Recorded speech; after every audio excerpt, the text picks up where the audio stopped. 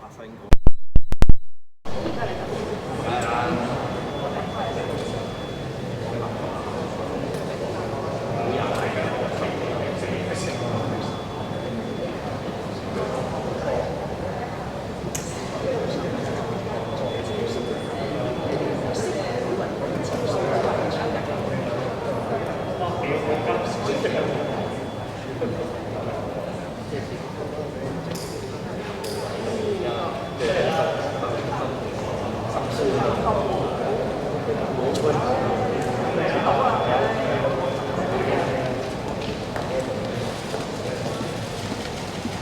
各位早晨，財政司司長就住聯儲局加息見傳媒，咁我先請財政司司長發言。各位傳媒朋友、各位市民早晨。美國聯儲局咧就決定加息0.75厘，呢一個係將呢個聯邦基金利率咧由2.25厘咧對唔住各位早晨。美國聯儲局決定加息0.75厘。美國聯邦基金利率咧就去到2.25至到2.5厘，係今年嘅第4度加息，合共嘅幅度係2.25厘。金管局亦都宣布咗咧，同時咧將貼現窗嘅息率咧往上調。雖然美國今次加息嘅幅度同上次一樣，亦都符合市場嘅預期，但係短短喺1個半月之內加息1.5厘咧，可以咁講係41年嚟嘅第一次，亦都係近30年嚟咧好少見嘅。聯儲局認為現階段咧仲係適宜加息，不過會根據經濟數據咧嚟到做決定。事實上，美國今年嘅通脹咧係持續加劇，個通脹率去到9.1%，係41年嚟嘅新高。為咗壓抑通脹，聯儲局需要繼續加息同埋收縮呢個資產負債表嘅規模。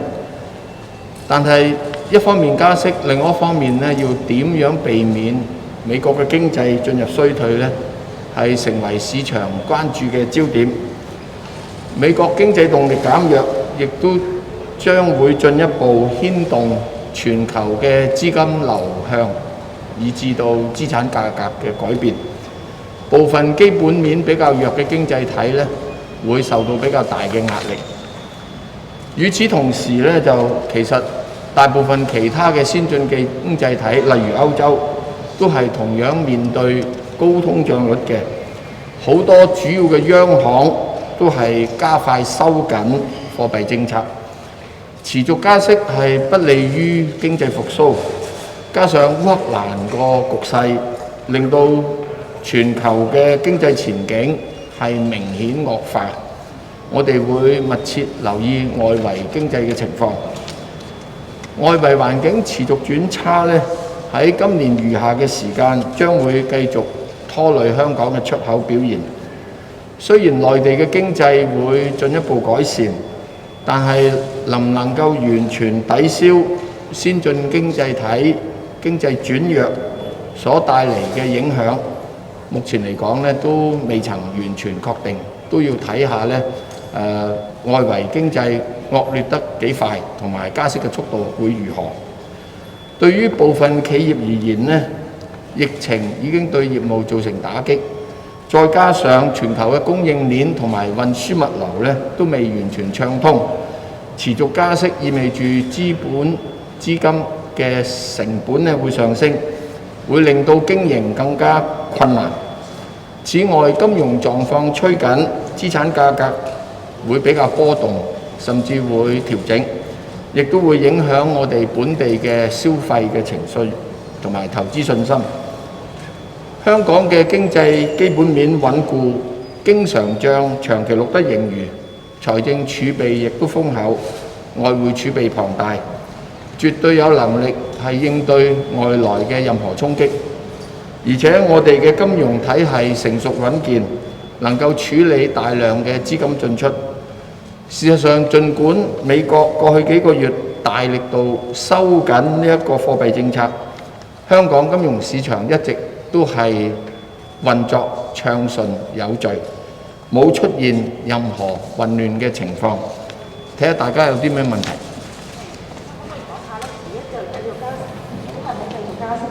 之下咧，會唔會擔心對香港嗰個銀行嘅壞帳啊，或者係樓市咧，都會有一個好大嘅衝擊咧？咁另外你都提到咧，就話外圍經濟可能咧都會有衰退嘅。咁擔唔擔心話香港同時都會有一個衰退嘅現象？美國持續加息，咁咧就香港嘅利率無可避免咧都會喺聯繫匯率制度之下都會趨升。銀行嚟講咧，銀行嗰個流動性非常之穩健，流動充足率咧係158%，國際嘅要求只係100%啫，資本充足率咧係20%，國際嘅要求只係100%。壞帳嘅撥備率咧喺到5月底嘅時候咧，大概係0.98%，其實係好低嘅。咁可以咁講，香港嘅銀行咧嘅經營咧係相對穩健，銀行體系咧係穩固嘅，所以剛才提到美國加息對我哋銀行體系會否造成衝擊？對銀行嚟講，會唔會造成個別銀行嘅風險嘅情況呢？我哋覺得咧呢一個風險係非常之低嘅。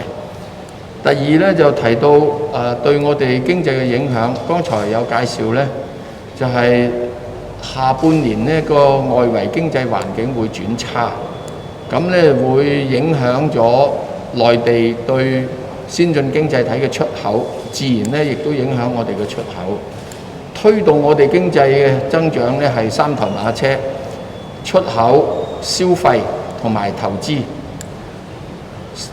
消費嗰方面咧，疫情如果能夠大致受控嘅話咧，我哋8月咧就有消費券推出，相信咧對消費會有一定嘅提振作用。而我哋參考舊年下半年嘅經驗，當個疫情受控，大家出返嚟消費，社會活動大部分恢復正常嘅時候咧，其實我哋恢復經濟動力個力度都係大嘅。總嘅嚟講咧，就下半年嘅經濟表現喺疫情平穩嘅情況之下咧，估計會好過上半年。全年嚟講咧，就政府經濟顧問都檢視緊一啲經濟數據，同埋評估緊個經濟前景。估計無可避免地咧，我哋全年個經濟增長咧會略為向下調整一下。呢一個咧就等呢個評估完咗之後，大概8月中嘅時候咧就會同大家公佈。So now there are threats of global recession, and some analysts predict that Hong Kong might see another contraction. So we're technically raising rates just at the wrong time. What's the impact of raising rates on the Hong Kong economy, and do you see the Hong Kong government having to downgrade our annual growth outlook? The increase in U.S. interest rate under the linked exchange rate system will impact on our interest rate. So over the past 2 months, you have seen the interbank interest rate has risen, although the prime rate remain intact. The rate of increase and the magnitude of increase in interest rate depends very much on the liquidity in the market and also the liquidity of individual banks. At the moment, we estimate that under the linked exchange rate system, when U.S. interest rate continue to hike, unavoidably, we have to increase the interest rate. But the pacing and the magnitude need not be on a lockstep basis. The impact of increase in interest rate on our economy is that with the increasing interest rate in the US as well as many of the developed economies, the external economic situation will continue to worsen. So the export performance of Hong Kong will naturally be affected. But on the other hand, if the COVID situation is largely under control, private consumption with the launch of the second phase of the consumption voucher will have increased momentum in the second half of this year. So by and large, our assessment is that the economic performance of Hong Kong in the second half would be better than the first half. But taking the year as a whole, unavoidably we may need to revise our GDP forecast, growth forecast. At the moment, the government economist is examining various data and doing an assessment on the economic outlook. The details will be announced in the middle of August.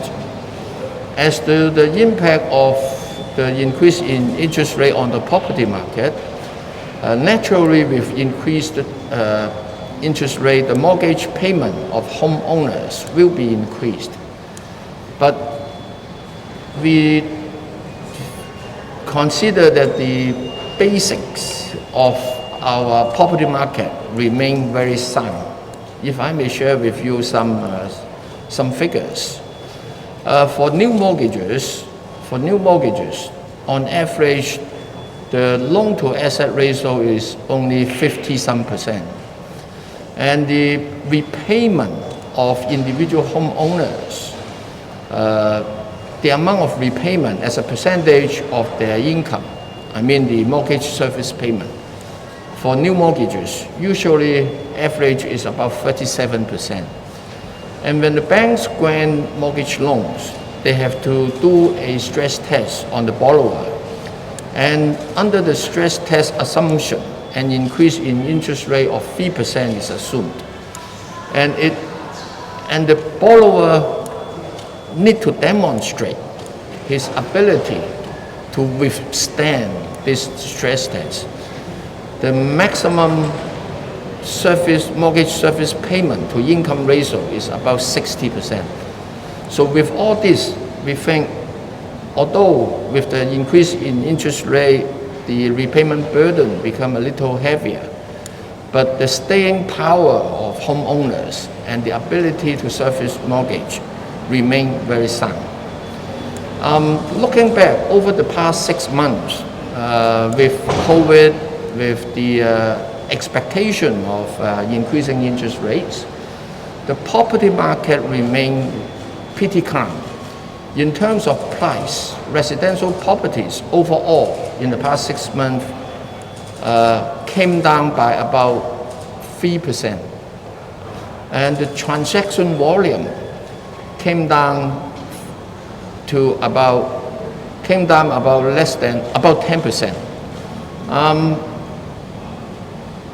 I think going forward with all the safeguard measures that I've mentioned and the strong underlying demand for home ownership, the basic of our property market remain resilient, although the sentiment would be dampened because of the increased mortgage payment and the expectation of the rate to go up further. Yeah, thank you. 最後一題是呢位。